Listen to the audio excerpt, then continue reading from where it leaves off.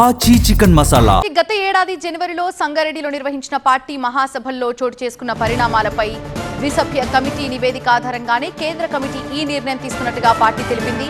కమ్యూనిస్టులంటేనే మిగతా పార్టీలకి కాస్త డిఫరెంట్. అలాంటి పార్టీలో గత ఏడాది నిర్వహించిన రాష్ట్ర కార్యదర్శి ఎన్నిక సందర్భంగా జరగకూడని పరిణామాలు జరిగినట్టుగా పార్టీ కన్ఫర్మ్ చేసింది. జాన్ వెస్లీని రాష్ట్ర కార్యదర్శిగా ఎన్నుకునే సమయంలో తెర వెనుక లాబింగ్, ప్రలోభాలు, అస్తిత్వవాదం వంటివి జరిగినట్టుగా కేంద్ర కమిటీ నిర్ధారించింది. రాజకీయ చర్చలని కులతత్వం ప్రభావితం చేసిందని ఆక్షేపించింది. బూర్జువా పద్ధతిని అనుసరించడానికి ఆ ముగ్గురు నేతలు వెనకాడలేదని సిపిఎం కేంద్ర కమిటీ విమర్శించింది. పార్టీ ప్రయోజనాల కన్నా ముఠా ప్రయోజనాలని పైకి తీసుకురావడానికి ఉద్దేశపూర్వకంగా ప్రయత్నం జరిగిందంటూ హైకమాండ్ తప్పుబట్టింది. ఈ పరిణామాలపై 2017లో రాష్ట్ర పార్టీని హెచ్చరించామని ఈ లేఖలో ప్రధాన కార్యదర్శి వెల్లడించారు.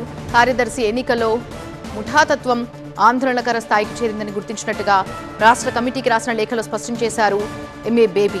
తెలంగాణ సిపిఎంలో చీలిక పరిస్థితుల్ని గుర్తించి ఐక్యత కోసం ప్రయత్నించిన ఫలితం లేకుండా పోయిందని లేఖలో తెలిపారు. ఇకపై పార్టీ సభ్యులంతా పార్టీ లైన్ ప్రకారం నడుచుకోవాలని లేఖ ద్వారా ఆదేశాలు జారీ చేశారు. అసలే దేశవ్యాప్తంగా కేరళలో తప్ప మరెక్కడా జాడలేని కమ్యూనిస్టు పార్టీలు ఉనికి కోసం పోరాడుతున్న కాలం ఇది. ఇలాంటి సిచ్యువేషన్లో సిపిఎం అధిష్టానం తీసుకున్న నిర్ణయం చర్చనీయాంశమవుతోంది. మారిన కాలానికి తగ్గట్టు సిద్ధాంతాలు మార్చుకుంటామంటే కుదరదని, అలా చేసే నాయకులు ఏ స్థాయి వారైనా ఊరుకునేది లేదని ఓ సంకేతాన్ని పంపినట్టుగా కనిపిస్తోంది. మరి పార్టీలో ఎలాంటి పరిణామాలకు దారి తీస్తుందో చూడాలి.